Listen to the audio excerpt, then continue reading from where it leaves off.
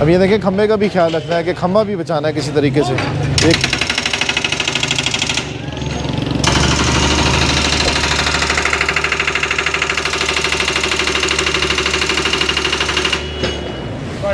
ये पहले भाई साहब गायब थे।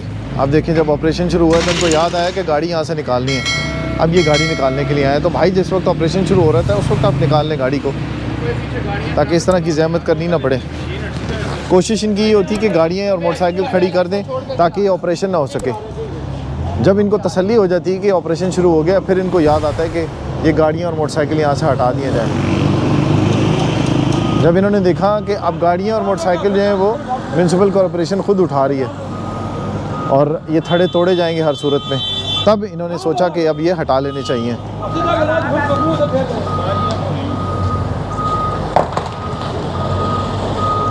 देखिए, ये पाइप्स नज़र आ रहे होंगे आपको।